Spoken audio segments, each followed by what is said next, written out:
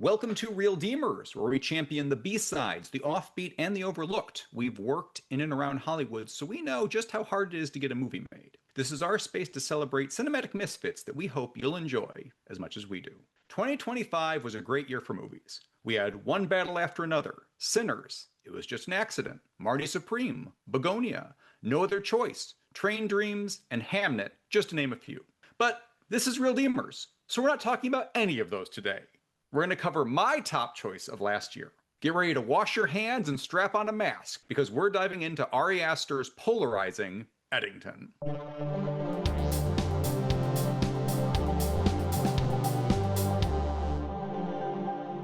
I'm one of your hosts, Greg Bellavia, and I'm here with Andre Sanglani.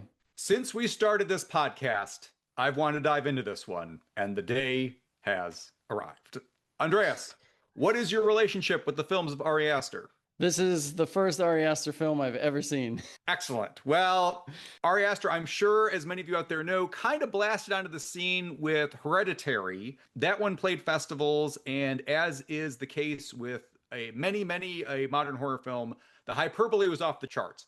Scariest thing ever. Oh my gosh, this is one of the best films of all time, that type of thing. So going into it, kind of had to temper your expectations. This gets thrown around a lot. And I saw it, and honestly, it left me very mixed. The direction was great, and the performances were fantastic, but it was kind of a riff on some horror themes I had seen before. I guess I don't want to get into it too much with Andreas not having seen it, but it is the only case of the lights coming up in a movie theater and me looking around and audibly asking the people around me, what everybody think of that? And some people down below in front of me turned around and they gave it a thumbs up. And I turned around and the guy behind me was just shaking his head wildly no. I was like, oh, okay. And I went in and I had coworkers that had seen it and it was a lot to chew on. So I like it. I think my issues with it are mainly tied into the hyperbole. Oh my gosh, this is the scariest thing ever. I don't know. It would take a lot to really dent me in that way. I enjoyed it, and Aster was clearly a talented cat. I went back and watched some of his short films, which we'll get into. They definitely made an impression. And then time passes and Midsommar comes out. And again, the word on the street, oh my gosh, it's fantastic. It's great. It's off the charts. Again, went into it, really enjoyed it. Direction's great, performances are great, but having seen The Wicker Man, which I think is a fantastic horror movie, kind of reminded me of just like a modern update of that story. And again, that's fine. A lot of movies that I love are updates of like older stuff, but I was waiting for like the one for the angels.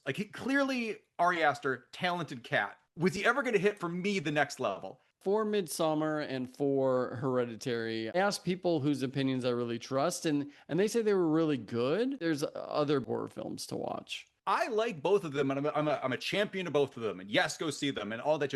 I just think there's a level of, to me, it seems like a talented director playing in somebody else's playground or playing with somebody else's toys at times. Yeah. And having seen some of his shorts, The Short Bow, Munchausen, and The Strange Thing About the Johnsons, those are very deranged comedies. Some of them are deranged to the point where by the end you're not even going to be thinking about like laughing. There's a horror element to them, or it leaves you kind of a sick feeling in your stomach. I've never seen anything like those. And I'm like, I know he's capable of this. If only there was a way to kind of harness that energy and get that into a feature film. That's what I'm looking for. So Eddington comes out, mixed reception at the start.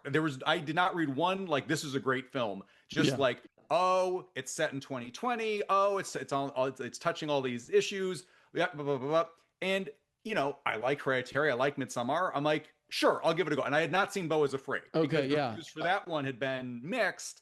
And I was just like, well, I'll get back to that one eventually. So go with a buddy. It starts, and I'm like, wow, I'm really into this. I'm into this in a way that I'm not even into Hereditary, and I'm not into like Midsommar. That feeling just never went away. That energy that I feel like is captured in his short films, he is giving me something that another director is not going to give me. And again, that's not knocking the horror stuff, but I think he's talented when it comes to dark, pitch black, nihilistic like comedy, and turning that focus onto a story set in 2020.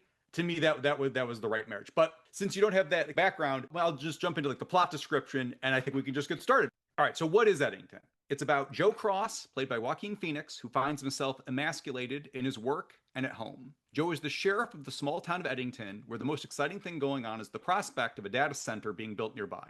For what exactly? No one seems to know. The mayor doesn't respect Joe, and Joe's plans to even suggest family planning with his wife are stifled thanks to a little something called COVID-19, which has caused a visit from his conspiracy-minded mother-in-law to be extended indefinitely. Frustrated with where his life is at, Joe decides to run for mayor, a decision which will set off a dangerous chain of events.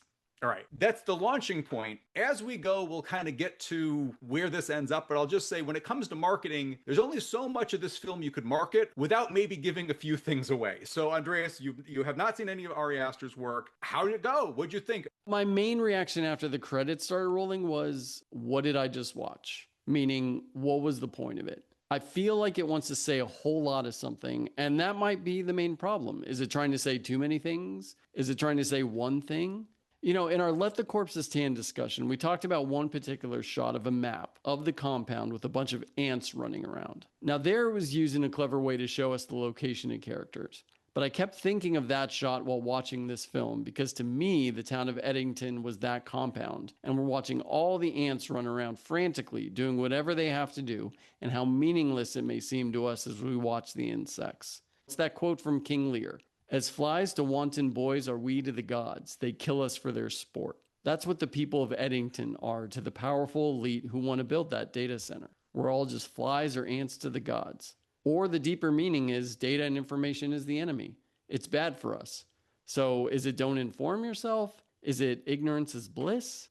I saw an interview Ari Aster gave to MovieWeb, and he said, this is the film that Twitter wrote. And he wanted to capture how this moment in 2020 feels right now. And that's what this film feels like. A social media feed shoved into 2.5 hours. There's a level of everyone is the asshole here. And I didn't want to see that because we're still living these issues today. But somehow I saw one battle after another opening week. Now, I'm not saying we need to debate the two films. I'm only bringing them up because they both tackled topical hot button issues. And I'm trying to figure out why that film appealed to me more than this one ever did. And I don't want to bring it down to the baseness of that film was trying to say something more than this film. I don't think that's fair to this film. But the relationships explored in that film held more power for me than any here. And I'll say this, Eddington is not a boring film. It kept my attention, even though I kept asking questions. There are a lot of memorable moments, and there's a lot of craft within the frame to be admired. It's also a film where you can take away many interpretations from it. And look, if you enjoyed it, if you call it a masterpiece, I'm genuinely happy for you. Just don't knock down anyone who didn't love it. No, sure. Anybody can feel any way they want about anything. I just feel like, did you find this funny? There are moments I laughed. I felt like my biggest reactions were kind of a shrug and saying, okay, I see what you're doing there. As a whole, it just didn't connect for me. But individual scenes are great. Like I said, there's some fantastic scenes in here. I think this is a very funny movie. You just have to have a really sick sense of humor. And some comparisons are to South Park, which is interesting because I think there's a similar level of everybody's the asshole from South Park. I think a difference to me is I think this movie finds empathy for Joe Cross in a way that South Park doesn't find necessarily for its characters. No, but that's not its job. South Park's job is to make you laugh. It's a comedy front and center. Yeah. I think Ari Aster, because he can juggle tones,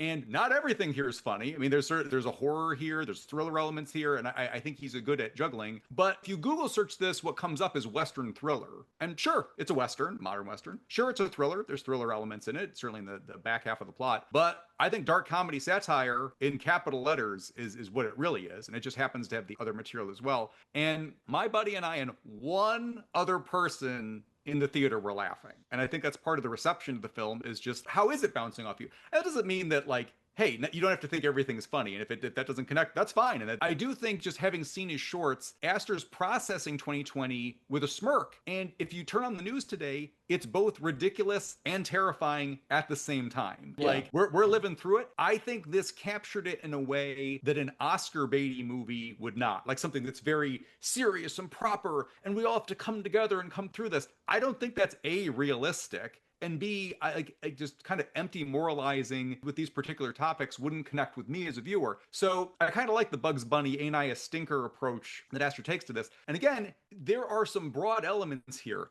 Absolutely, positively. And we can talk through it as we go. But again, I feel like these are real characters. And unfortunately, I see myself in several parts here.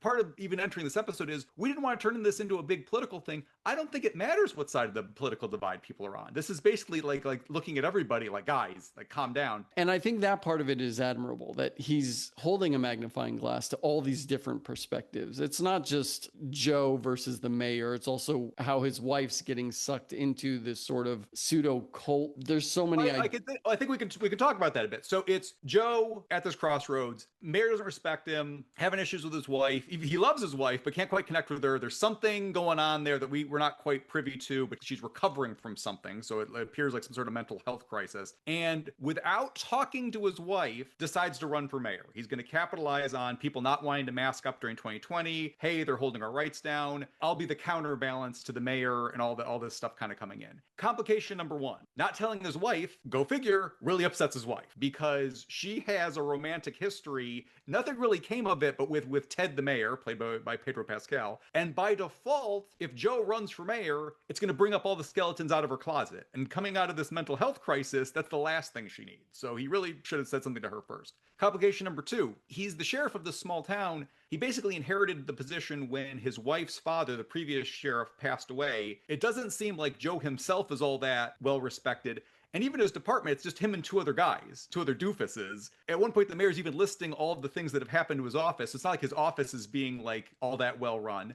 And number three, the George Floyd murder is about to happen. So all of a sudden, the town's going to go from being just this sleepy little town to politics and protests and everything that he is not equipped to handle one way or the other are going to impact it. So it's kind of putting this character who's already under pressure under a real pressure cooker and seeing what happens to them. Definitely. But I also feel like with the Pedro Pascal character, we're not laughing at him as much as we are as Joe Cross. There are those scenes where the first time he confronts him in the bar, he's like, wherever I am is considered a business meeting. You know, I can meet in a bar, not have to wear a mask, and we can congregate. Well, let's pick this apart. So the setup of their first meeting is there's a transient man comes stumbling into town and they're sick. So the first time they meet, there's a person having a mental health crisis who is sick. They don't know he's sick, but they as like outside. And instead of, hey, we got to get this guy some help, it's, hey, this guy's disrupting this business meeting instead. So you have the mayor calling the police, like, hey, get this guy out of here. The mayor and the sheriff shouting at each other on other sides of the glass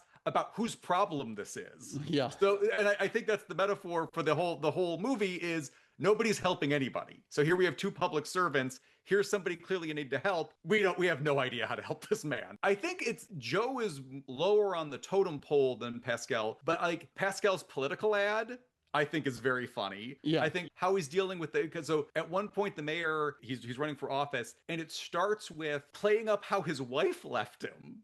When my wife left me and my son, the town of Eddington was here for me. It's like, what a sad sack. The rest of it's playing like, oh, how inspiring. And it plays out like one of those like drug commercials you see where he's friends with like everybody on the street. The sheriff's watching it like, what is this? There's one quick shot of the mayor playing piano in the middle of the street. And it's like, it's satire, but that is like one step removed from a real political ad you would see. Yeah. I almost wish Pedro Pascal's character would have been a little bit more dopey. But I think to me, he's just dopey enough because he is the slicker alternative to Joe. Absolutely. But his wife left him. The son even brings up, hey, it's mom's birthday today. And he said, look, what am I supposed to do with that information? Like, so it's not that he's inflappable. He is flappable. He's trying to get this data center built. Like, he's the main champion of it because it's going to bring money basically to him and like his backers. And somebody is rightfully speaking up about how it's going to be a problem and how it's going to suck resources and how it's an environmental disaster on a Zoom call. And he mutes himself. He goes, can't we do something about this fucking bitch? Like, so it's like his cool completely drops. So I feel like we get just enough of like, if he was always cool, calm, and collected, that would be too far. I feel like he's just human enough that I'm okay with that, where he's not, yes, he is a counterpoint, but he's a human counterpoint to Joe. He's not. I get that. I'm not saying he has to match Joe's demeanor, because Joe, you're just laughing at. But for Pedro Pascal, maybe just a little bit more to hammer in that we are supposed to laugh at him. Because I think he comes across as probably the best character in the film. And I feel like he shouldn't. I could see that.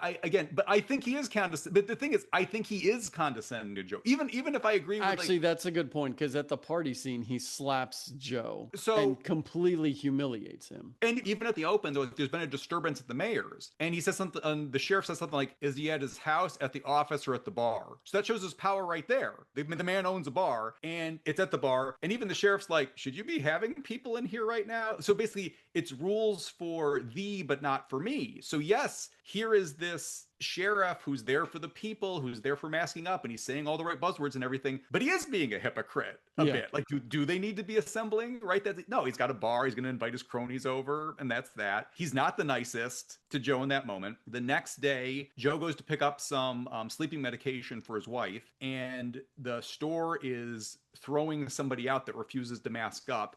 And like, nobody's being nice, like both sides. Like, the guy who's not masking up is kind of throwing a fit, and the people inside are not treating him in the nicest tone either. So Joe kind of steps in, and he's in the store, and he's not masking up. And the mayor again kind of publicly dresses him down, not nice. And again, it's not that what the sheriff is saying is necessarily wrong, but how is he saying it? He is kind of being a dick. So he could pull him off to the side and be like, "Hey man, you just got to mask up." But it's a public spectacle.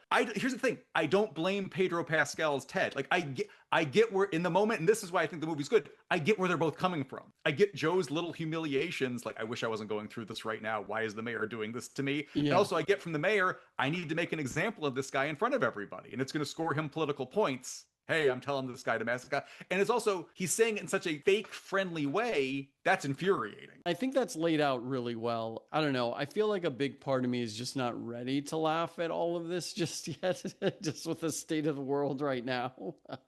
But again, there are a lot of parts I did like. I just think as a whole, it didn't work for me. And so just to drive around, it's Joaquin Phoenix's wife, Louise, and her mother. There's an implication that I think you can play out that something horrible happened to Louise when she was younger. And if you really read into it, her father was probably behind it. So Louise is stuck with her husband, who loves her but doesn't quite understand her, and her mother, who's completely gone down the conspiracy rabbit hole, is constantly like listening to stuff that's probably not good for you, it's not even just emailing articles to her. Because Louise might not read them, she's printing out the articles and handing. So it's like, you can't escape. There's no way you can get away from this person who's trying to like give you this material. Louise makes strange art, not good, not bad, just it's out there stuff. At one point, Joe sees it and he's trying to be supportive, and he goes, "It's weird.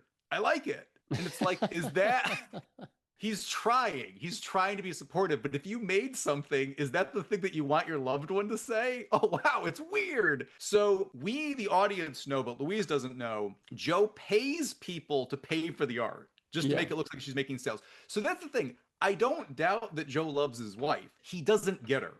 It's weird, but I like it. And so his relationship to the arts, like, I love you, but he doesn't understand her. If he really understood her, he never would run for office. He does not get that part, because it's about him. It's not about her. So when he goes to run for mayor, that video goes viral. And when he gets home, having not talked to his wife, he finds her laptop on the ground, and the video of his announcement is repeating over and over and over again. And I like the idea that she was so upset, she just stood up, the computer fell on the floor, and she didn't even write the position. It was it. Like, you can imagine the moment of her leaving. As Andreas mentioned, she kind of falls in with I would seem to be a cult.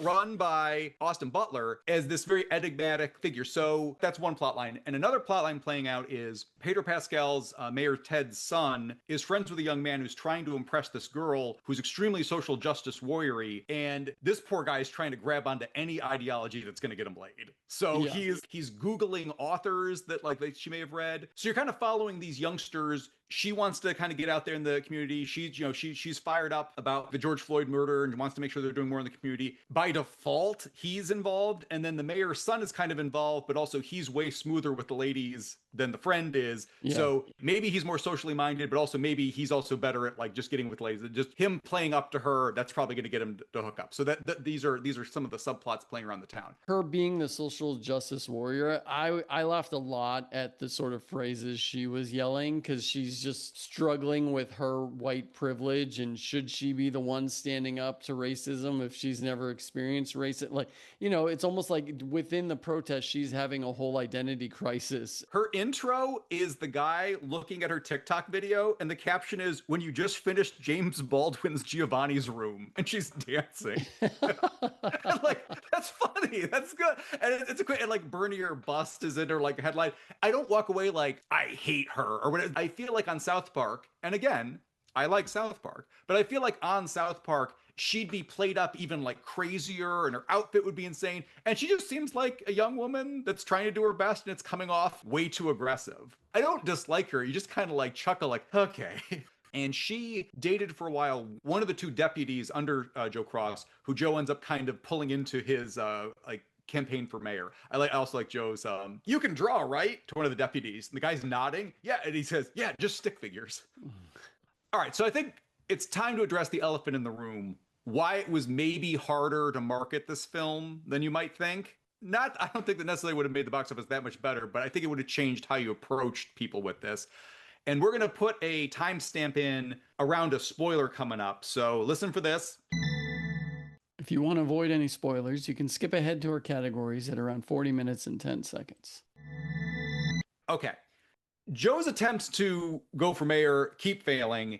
He ends up kind of pulling out an A-bomb of accusing Ted the mayor of raping his wife when he was younger, because there was something inappropriate happened, but if we piece it together, it was probably her father and not Ted. This finally drives the wife away. Like, I've been bringing up anything from her past, let alone like a lie. She's out. So she's firmly with Austin Butler's like culty character. The town doesn't take it seriously. So not only does he blow up his relationship, it doesn't work for the election. Joe goes to break up like a noise disturbance at the party that the mayor's throwing, and it's playing Katy Perry's Firework, and your life's going to hell. Katy Perry's blasting in the background. As Andreas mentioned, just Ted slaps the shit out of him in front of everybody else. That's it. That's the final straw. There's another complaint about the transient named Lodge. He goes to answer the call. He's in free fall. Nothing's working out. He just fucking kills the guy. It's just easier to kill this transient than really do anything with him. And he gets rid of the body. And then from there, with all this kind of political turmoil playing out in the background, he assassinates Ted and his son. He kills them.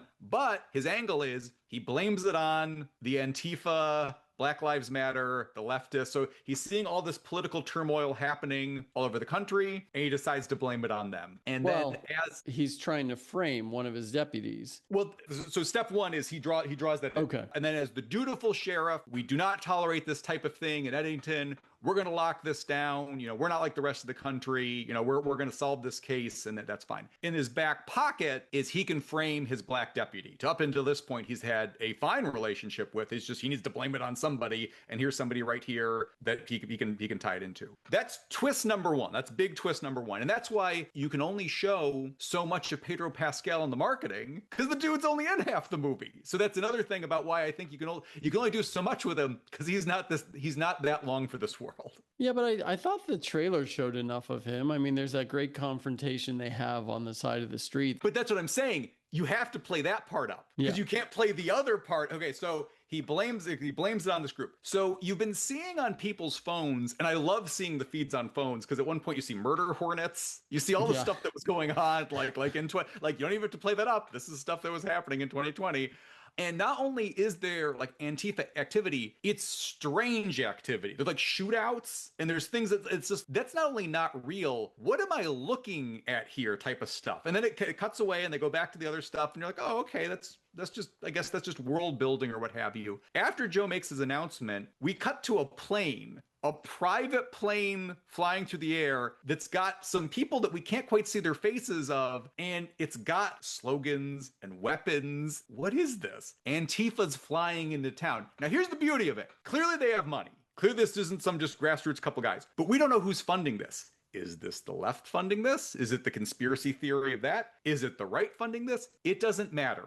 It is a mystery group called Antifa's coming in. They're going to fuck some shit up. So Joe invented a problem that did not exist. Oh, these crazed leftists must have come in and done this. and then this phantom force decides to fly into town to handle some business. While he's trying to frame his deputy, Antifa goes on the attack, and the last act of this movie turns into Joe on the run from these paramilitary guys trying to kill him, and there's like a humongous shootout. Yes, there are snippets of that in the trailer, but there's a whole thriller aspect to this film that you kind of have to keep secret, and seeing that naturally unfold, it makes sense in the context of the movie. I thought that was delightful. Really dark and fucked up, but delightful. Yeah, it's interesting. I always took it as it was this shadow group that was funded by the people who want to build the data center, because they're so close to doing it. So if this town has that kind of chaos, they need to sort of set things right. Well, sure, and maybe that's it. But also they put like the slow, no justice, no peace. They have the no peace message there. So there's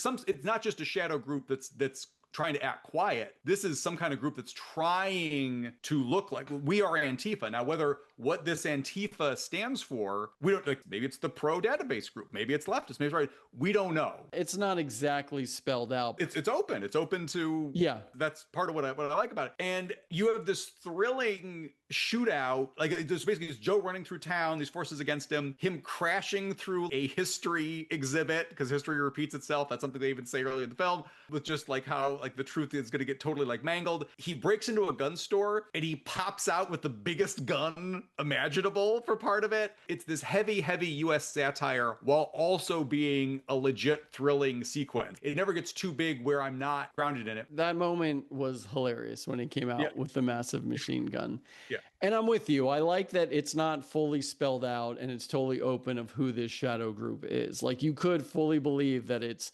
someone acting like Antifa or someone who's funded by a bigger, higher power. And the sequence is phenomenal. Like, Ari Aster is a really good director. Again, this being the first film I've seen of him, I fully believe he's capable of making amazing films. But that sequence also, to me, felt a little bit like a right-wing dream. Right. But it is so over the top. He doesn't just come out with, because it's so over the top, it's not actually heroic. It's not like, this isn't Arnold Schwarzenegger at the end of a movie saving the day. This is the same dopey Joe Cross we've seen the whole film, with a ridiculous looking, like, he doesn't look cool popping out of that. And also where he's going to be 5 minutes later, the fantasy is a wish fulfillment. And Joe takes out most of the group except for one guy. Yeah, and then he ends up killing the Native American police officer, and it's like, that's not funny. Well, no, but that's what I'm saying. Aster, when he's funny, he's funny. When he's dark, he's dark. And I do think there's a level of ludicrousness. He doesn't just shoot the guy, he blasts his fucking leg off. And I think that's so over the top. I don't think Aster is going to be like, oh, you're going to be like laughing your head off. But there is a dark humor to what a horrible mistake that is. So I still think it's by design. It's not just like he turned and he shoot the guy, because you could play it for a laugh. It could be like a funny, he shoots something, the guy's carrying papers and they fly up in the air. That's not it. There's a darkness there, but it's also darkly funny. And I think Aster's good at, I hate to use the term all the time, but threading that needle. That moment is supposed to be sickening. There's a pratfalliness to it of how he shoots that guy. And I know that's dark, but that's what he's good at. And we should say the Native American police officer, it's heavily implied that he has surmised that Joe was the one who killed the mayor and had set up his own deputy. Well, and also I think with the Native American cop from like the next county over, you like him because he seems like a competent guy compared to Joe. And like at crime scenes, Joe's doing his best to try and like cover it up or try and blame it on like the other group. And this guy's doing his due diligence as a cop, kind of figuring it out, versus the Antifa forces who are completely unknowable. We don't know their faces. We don't know their motivation. We don't know their anything. And I think that's by design. Whereas I think the Native American police officer, he is a natural good foil. The Antifa is meant to be this unknowable phantom that he's up against. So Joe takes out most of their members. Last one runs up and stabs him. And right as they're about to kill Joe, the young man who's been like searching for purpose the entire movie, trying to impress the girl, he gets the kill shot on the final guy. And then that immediately leads into the future where now he's been embraced by the right. So this whole movie, he's been trying to kiss up to the left because he has no ideals of his own. The right's embraced him. And again, he still doesn't have any ideals. It's just this finally found him the popularity that he's been searching for the entire time. And Joe survived this incident. He's a quadriplegic. He is aware of his surroundings, which I think is important. Yeah. He has won political office, even in this state. And now he's being championed as they get the data center built. So it doesn't matter if you were the slick left-leaning mayor. It doesn't matter if you're the more folksy right-leaning like politician. That data center's getting built one way or the other, baby. His fate is worse than death. His wife is gone. She is pregnant with the cult leader, living her best life. She looks it's the happiest we've ever seen her. He sees her in a video online, and he is still stuck with his mother-in-law, who now lives with him and is his caregiver. And it also feels like she's pulling the strings too. Oh yeah, because he can't communicate. Yeah. So yeah, he doesn't just die. He's stuck in a fate worse than death for the foreseeable future, and he's not going anywhere. And we get kind of a haunting shot of his one deputy survived the Antifa attack and survived being framed, but they have scarring. Like, they definitely walked away with the incident with like scarring and trauma and all that jazz. And they're target practicing late at night. And I found that an interesting way to kind of close. Are they up to something? Are they going to do their own version of this? Was that just like they have nowhere else to go? So kind of this, you kind of see them for a moment, and then it ends on the data processing center. It's not about an ideology winning. It's big money wins every time. And you hear Bobby Gentry's Courtyard over it, which is all about a promise of love that is meant. Like the singer's lover was going to build them a courtyard so they could stay in it together. And by the end of the song, the courtyard's built, but there's no lover. So it's this empty, hollow thing that was meant for love, but doesn't end up meaning any. It's a hollow gesture at the end. And there we are staring at this data center that's not going to do anybody any good because nobody has any idea what it actually does. And the people have been fighting over it. One's dead, and the other one's stuck in a fate worse than death. I find that ending horribly sad, legit sad. So for this wacky at times satire with characters trying to process all the emotions of 2020, I think the beauty of it is an episode of South Park would not leave me as devastated as how I feel by the end of this movie. Let's talk about Michael a little bit. Michael's the black deputy. I don't understand that ending with him. Joe frames him for the murder of the mayor and the mayor's son, and they arrest him and put him in the holding cell. And when that whole sequence was happening, my first thought was like, come on. But that's probably how it would go down. Yeah. But he's at the ceremony celebrating the opening of the data center, and he's standing in the middle of the aisle, and he has his cell phone up, and he's zooming in and filming on Joe in his wheelchair, just laying there. And then you hear someone say, you can't film this. You're not supposed to film this. And then, like you said, we cut later on to him at target practice. It's ominous. I didn't see it as ominous. You don't. Okay, he's filming the guy. Okay, it's never spelled out Joe frames him. It's never proven because they can blame it on Antifa. They can blame the whole thing on Antifa at the end. Antifa killed the mayor. Antifa killed the deputy. Antifa's behind the Native American cop getting killed. Antifa's behind Michael getting blown partially to hell and heaven. But you see him filming Joe at the thing when he's not supposed to be, and then you see him target practicing at the end. To me, he's up to something. To me, he's planning something. I think that's giving the character way more credit because throughout the entire film, he's always been very passive and in his own world. He's been having target practice the entire film. We saw him having scenes earlier with target practice. Wouldn't you say the same thing about Joe? He's just this quiet guy that never does anything until he does. It's interesting. Joe's life's hell. Honestly, Michael sniping him, he'd be doing him a favor. Like, if that's a vengeance plan, from a resolution perspective, Joe gets the fate he deserves. He causes misery, and he ends up miserable in the end. All right, that's full circle. I don't need Michael to get or not get vengeance. I just find it interesting, those two moments, because like you said, why is he filming him? And he's not smiling. He's not filming his friend who's accomplished something at this data center. And then the last thing you see is him firing a weapon similar to the weapon that killed Ted the mayor. So again, I don't know. It's just like the Antifa thing. I don't think I'm supposed to have an answer for you. I don't think you're supposed to have an answer for me. it's an interesting thread to leave that character on. And I like that mystery of like, is he thinking a similar thing to what Joe was thinking earlier?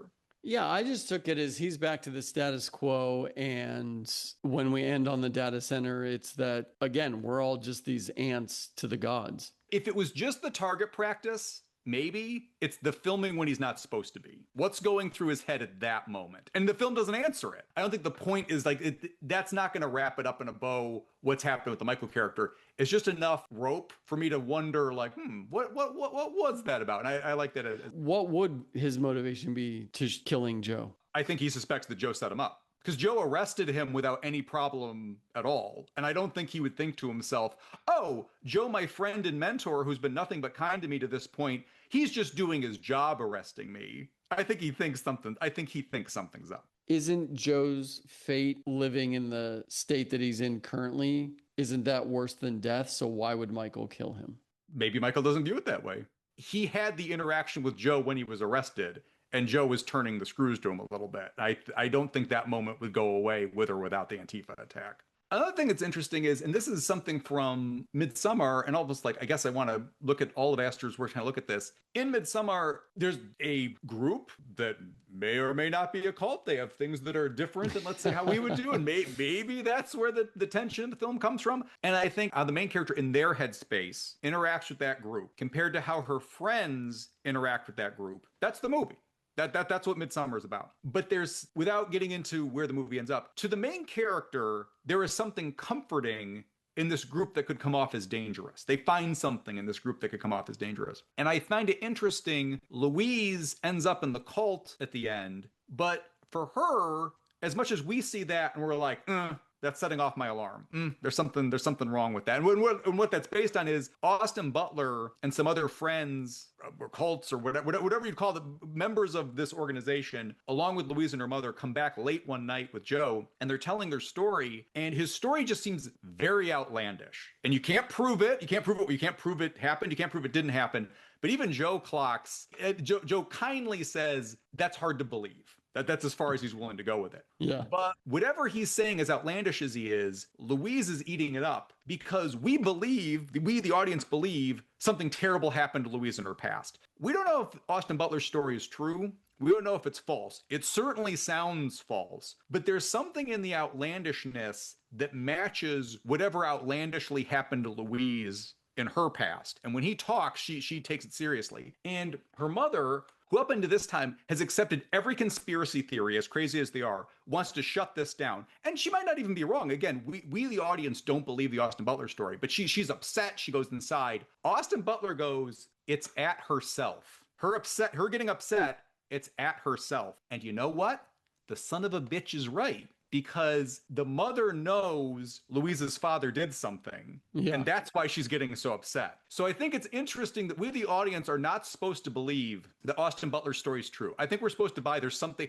It is setting off our alarm. This is a cult group. She's joining a cult. But by the end of the movie, there's somewhere in that cult that at least it's better than this that I find interesting. Louise wins by the end of this film, even if she's with a cult that might not be telling the truth, because it's giving her something that Joe can't. The other one is when Vernon, the cult leader, sees her art, he connects with it. Oh, this is amazing. You did this? When did you do this? How different that is than Joe's, it's weird, but I like it. Here's somebody, I see you. I accept you. Now, hey, that's culty language. That could be dangerous.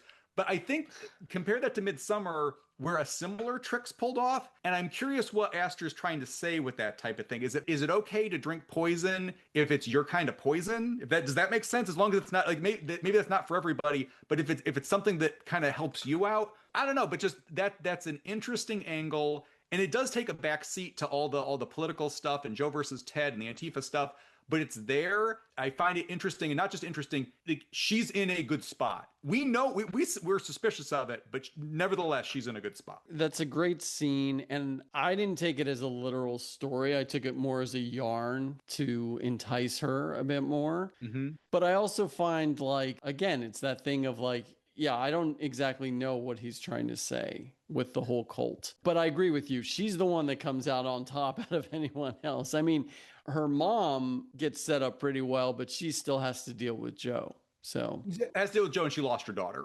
out of it. Yeah, But no, but that's true. she might be second because she attains a position of power that one wouldn't have even dreamed at the beginning of the film for this character.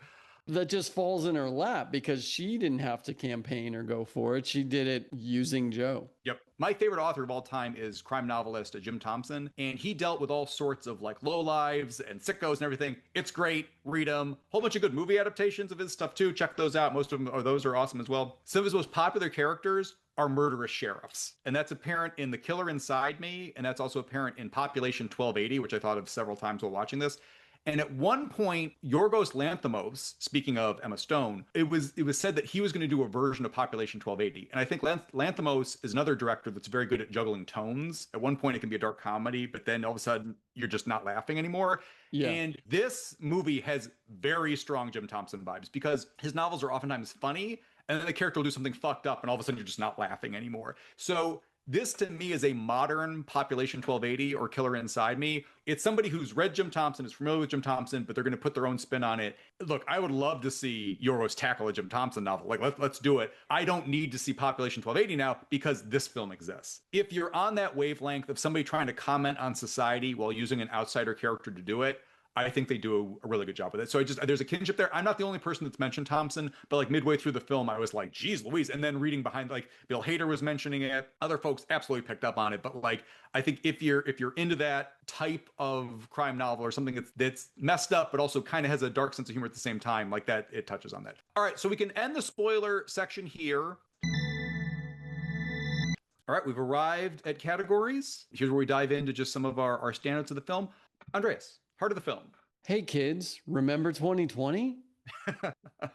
No, it's probably something about get mad at those who are really controlling everything. I think mine is touch grass. Yeah, that's a good one too. And I think part of why, like, Greg, why do you enjoy this so much? I need to get offline. I was that guy. I was that guy during some of the recent elections where it's like I was posting too much. I'm arguing with strangers, and at one point I'm like, "What am I doing?" I pull just all of a sudden like coming out of like a stupor. Like, what is happening here? And pulling back on social media has so helped my mental health. And like, I don't know about you. I don't know about anybody listening. Do what you're going to do. Whatever makes you happy in this world, whatever gets you through the night, go for it. But I saw myself in here, not to the extreme lengths it takes, not to all the crazy stuff. There's a level of just, we've got to calm it down. And I do think that comes through. And that's where the touch grass comes in. We just cannot be plugged in all the time. It is not good for us. I think that's a great assessment. I don't really go on social media a lot. I do think it covers that side of it well, that shows us how much we can get lost in our own bubble and lost in our own thoughts and drive us a little crazy. Favorite scene? For me, it's the protest scene. From Joe arriving at the sheriff's office, then some woman's yelling through the window, like, "What are you doing in there?" or something like that. There's a riot! There's a riot outside and you're checking your email! Yeah, that. And then when they're walking down to the protest, one of the deputies is in full riot gear. And then just, again, how ridiculous the protesters kind of look. All Joe cares about is getting to the restaurant for his rally where he wants to drop a bombshell speech. It's a great sequence, but no one comes out of it looking good, which I think is the point. And it's hilarious. Okay, I agree with you. Also, one thing, Paula is the townsperson who's like the most plugged into trying to shut down the data center. And I missed this on first watch. I caught it on my second watch in preparation for this episode. Her restaurant is Greek and Mexican. And they don't make a big deal of it. It's just Paula's Greek and Mexican restaurant. And I was like, yeah, that fits. And just like little stuff like that. I'm like, I see. Also, I think Paula's right. I don't think they should build the data center. I'm team Paul. I'm with her. But I like even her things like, I don't know, it's AI or deep learning or whatever. She doesn't even think nobody knows what this thing is. Yeah. You know, it's tough. I'm torn. My number 2 runner-up is the shootout and chase, just because I wasn't anticipating that, and I think it's played off so well, and it's over the top, but it's just on the right side of believable where it doesn't lose me. But I can't argue against the Katy Perry's firework while he's getting it's the breaking point. It's ludicrous, and I think that again, that's Aster in a nutshell. It's kind of tense. It's funny, but it's also sad. He's being ridiculed in front of everybody. That's his last shred of dignity being slapped out of him. It's going to kick off the story taking let's just say, a different turn. There's talent in being able to grasp all those emotions and show that in a scene. Okay, favorite shot. I said it before, it's Joe coming out of the gun store with a massive machine gun just blasting away. It's unexpected and it's supposed to be ridiculous, you know, just fighting the shadow people. I love that shot. It was hilarious. And then one other shot I just want to call out. I talked about it in my favorite scene is that shot of Joe and his deputies marching towards the protest with just one deputy in riot gear and Joe dressed nicely for his rally. It just, there are a lot of parts of this film that made me laugh. My favorite shot is the plane. What's this plane? Who's on this plane? Wait, they have weapons? What? And then just like the growing horror. And also, if you're with us during the spoiler section, you'll know who that is. And if you're not, I guess you're just gonna have to watch the movie. But the dawning realization of what's happening in that moment, I think that's fantastic. And also, it just how it's giving you the information as we're gliding through the plane is just chef's kiss. Yeah, that's a good one. Okay, MVP. It's Joaquin Phoenix. Say what you want about the film. He's acting the hell out of this. The nuance he's able to capture, you won't forget what he's doing here. It's the best performance of the film by a mile. He's such a master at this type of vulnerability on screen. And I didn't want to stop watching him. I'd be crazy to argue. He's fantastic. And also, so question earlier was, had I seen Beau is Afraid? I went back after watching Eddington to catch that. Huge fan of that one. It's 3 hours. It's tough.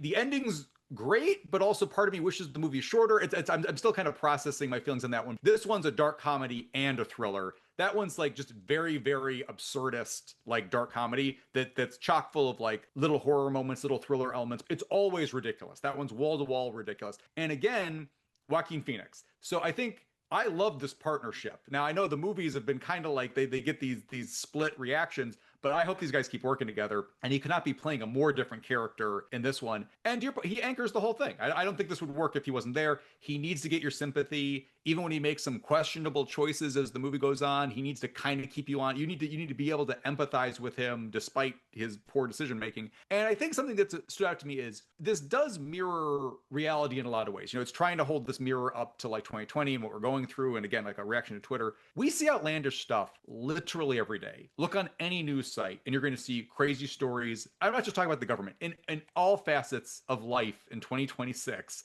there's wild stuff happening at all times. I think with Joe Cross, he makes decisions that maybe aren't the best, for lack of a better word.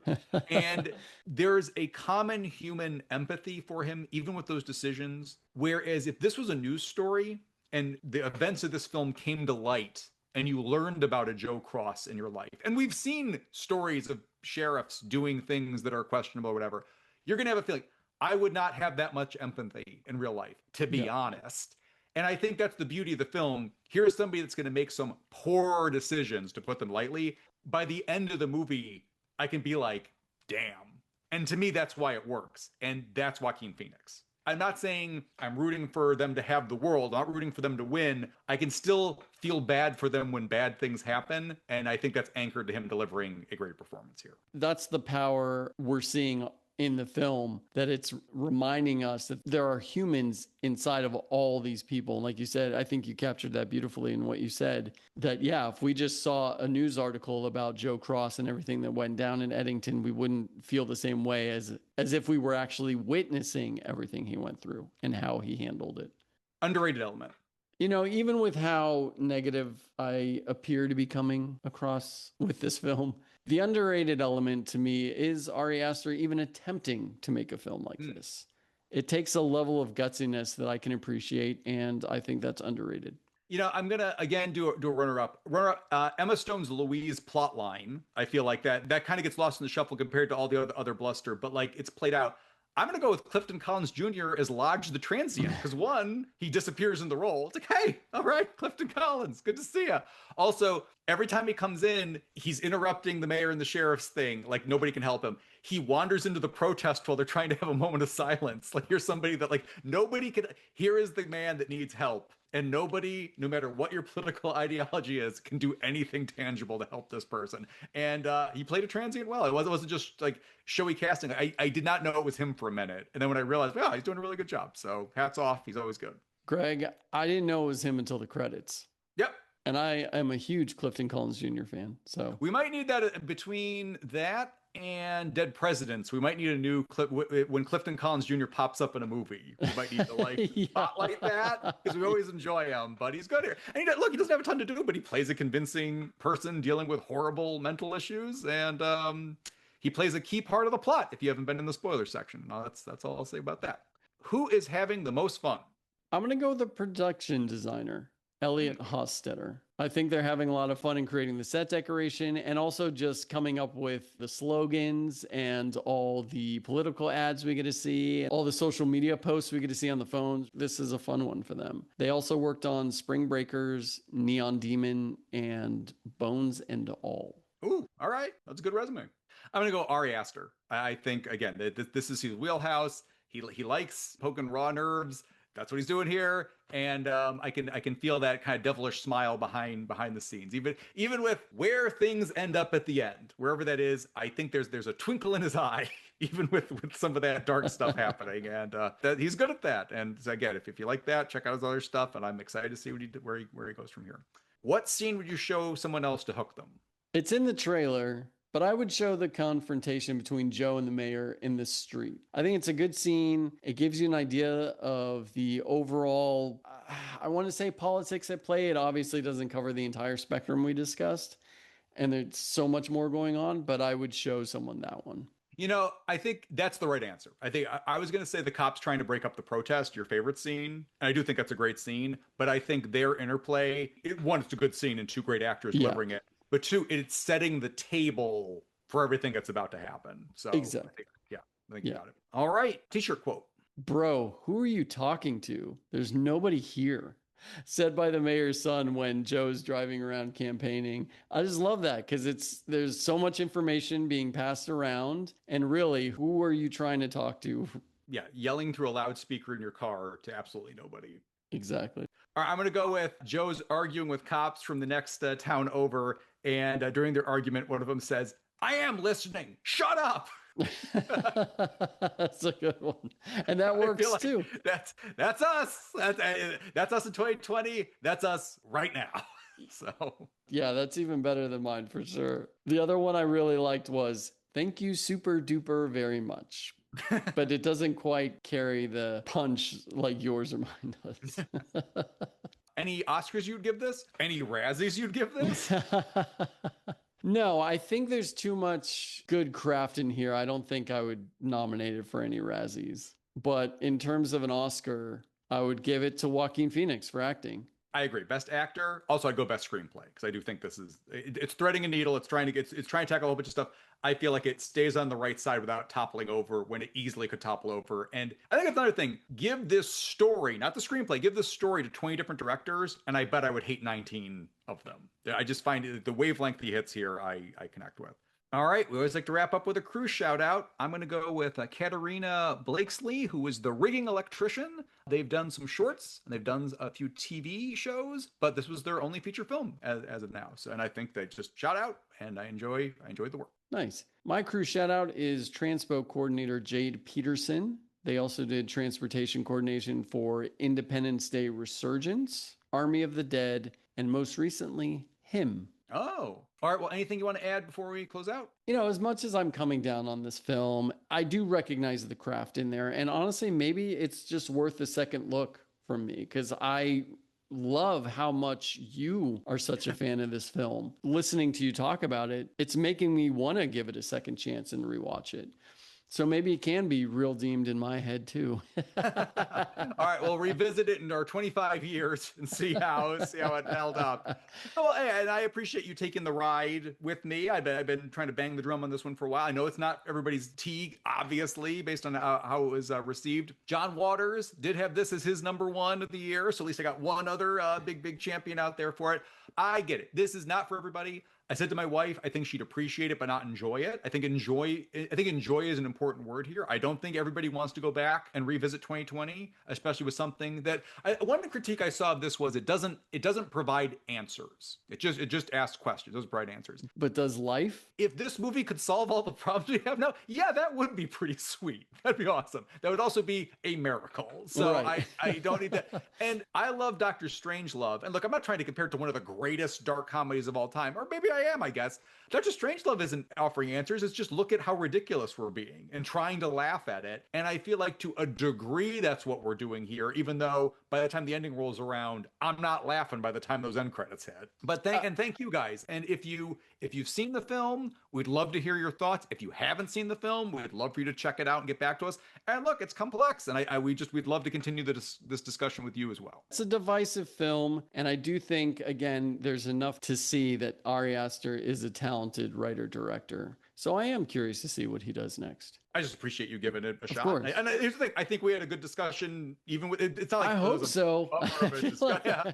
I'm not sure how much I contributed to the discussion, but I do like, again, there are scenes in here that I really, really like. And maybe that is why people should watch it. I just think it goes in like how you look at it in general, to me, is almost the wrong order. Because I feel like it's a movie set in 2020. Oh, it's a dark comedy. Oh, it's this character study. And instead, to me, it's reversed. It's this great character study of the sheriff that happens to be a dark comedy that turns into a thriller based on how he handles things. Oh, yeah, and it happens to be set in 2020. So I feel like the setting of 2020 is loudly projecting itself. It's there the whole time they're wrapped up in it. He's not a caricature. He's a real character. I think Joaquin Phoenix is doing such a great job. Like, that's the anchor. And if it wasn't written as well as it was, or if he wasn't performing as well as it was, it wouldn't work. But because him and Aster have found, he's great in Beau is Afraid. He's playing it's a very odd movie. He's playing a very odd character. And but they just seem to understand each other.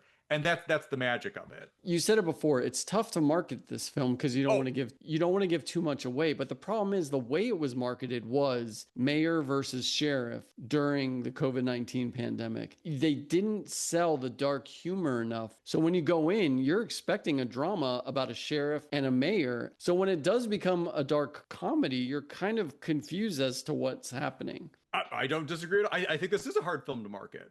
Reeldeemers is many things. We are not marketing genius. Yeah. unless it's a Razzie episode, in which case we'll give it to you. I don't think everybody would think this is funny. It's not even a dark comedy the whole way through because the ending is so pitch black nihilistic. Yeah. So it's like, who's left at that point? But whoever's left, you'll probably really enjoy it. Yeah. It's funny. The old saying is with comedy, if it bends, it's funny. If it breaks, it's not. Yeah. And I feel with Aster, he's like, I'm going to fucking break it. Yeah, I'm going to break it. And then you can see that show. So I knew something terrible was going to happen. I don't know where it's going to come from. I'm not sure. I wasn't sure if Deputy Michael was going to snap because they were kind of teasing that. Yeah. But then I'm like, he's not really taking the bait. What's going to make it? And then like that, I'm like, okay. And just to wrap this up before we close out, I like all of his movies. I'm a champion for all of his movies. Go watch his other movies. But with Hereditary and Midsommar, it felt like a terrific craftsman, a terrific cast, tackling stuff that I've seen other people do before. And with his shorts, he is such an original voice. With Beau is Afraid and Eddington, I feel like those are two movies that nobody else would make quite the same way as him. I feel like he is into new territory. And now I'm probably more excited about them than the horror films, as much of a horror fan as I am. And I'm curious what his next project is, and maybe we'll be covering that in the years to come. We'll see. Thank you so much for listening to this episode of The Reeldeemers. If you enjoyed what you heard, please support us by leaving a like, subscribe, or review on whatever platform you listen to podcasts on. You can find us on Blue Sky, Instagram, and YouTube. If you want to reach out and send a comment, you can email us at reeldeemers@gmail.com. Our music is by Adolfo Delanoy, and you can check him out on Instagram at Adolfo Delanoy. Thanks, everybody. Until next time.